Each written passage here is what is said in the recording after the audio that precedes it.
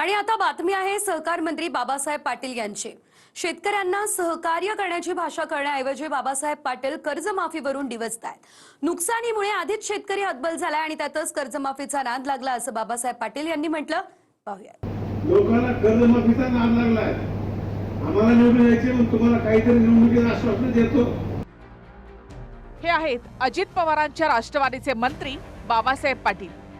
आधीच अतिवृष्टीच्या नुकसानीमुळे हवालदिल झालेल्या शेतकऱ्यांना सहकार मंत्र्यांनी कर्जमाफीवरून डिवचलंय।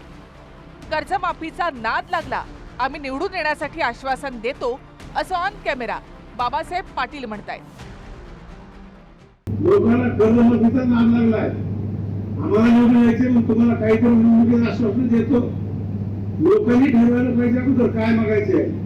एखाद्या गावामध्ये निवडणुकीत अनिल भाईसारखा माणूस गेला आणि लोकांनी सांगितले की आमच्या गावाला नदी येऊन देईल, त्याला आम्ही मतदान करणार। त्याने काय मागा ठरवा ना।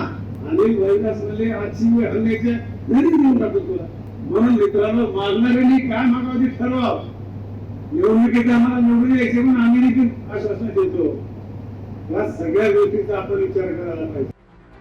बाबासाहेब पाटलांनी एक चांगलं केलं की निवडून येण्यासाठी कशी आश्वासनं देतो हे जाहीरपणे कबूल केलं। पण ज्यांच्या मतांवर निवडून आले, कॅबिनेट मंत्री झाले, त्याच शेतकऱ्यांना कर्जमाफीचा नाद लागला असं वक्तव्य करून जखमेवर मीठ चोळण्याचं काम बाबासाहेब पाटलांनी केलं। वारे शाण्या, तुझी शेतकऱ्याच्या बांधावर जिरवल्याशिवाय शेतकरी राहणार नाही हा विश्वास देतो। सहकार मंत्री बाबासाहेब पाटील यांनी कर्जमाफीबद्दल जे विधान केलंय ते अत्यंत संतापजनक आहे। शेतकऱ्यांच्या जखमांवर मीठ चोळणारी ही गोष्ट आहे। सरकारमधले मंत्री एकापेक्षा एक अशा प्रकारचं बेताल वक्तव्य करून एक प्रकारे शेतकऱ्यांच्या जखमेवर मीठ चोळतायत।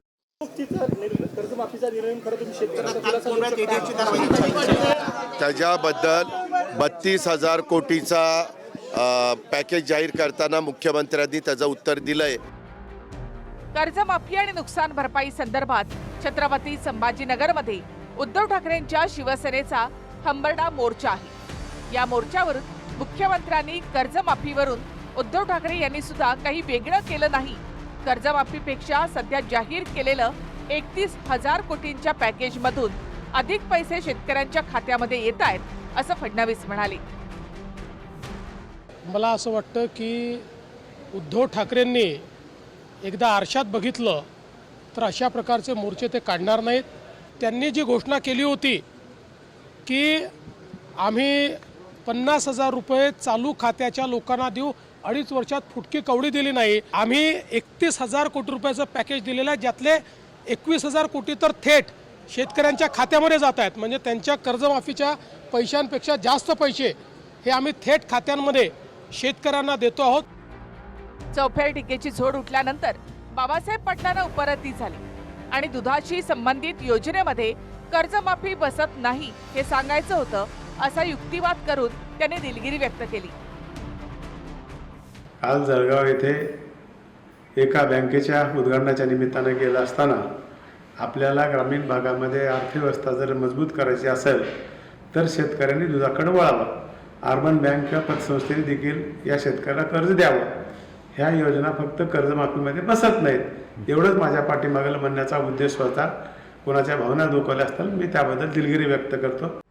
आता कितीही दिलगिरी व्यक्त करा, पण शेतकऱ्यांच्या कर्जमाफीवरून जे बोलले ते शेतकऱ्यांनी ऐकलंय। त्यामुळे पुढच्या निवडणुकीच्या प्रचारामध्ये काय आश्वासनं द्यायची हे आताच ठरवा। किशोर पाटीलसह bureau report, TV9 Marathi, Jalgaon.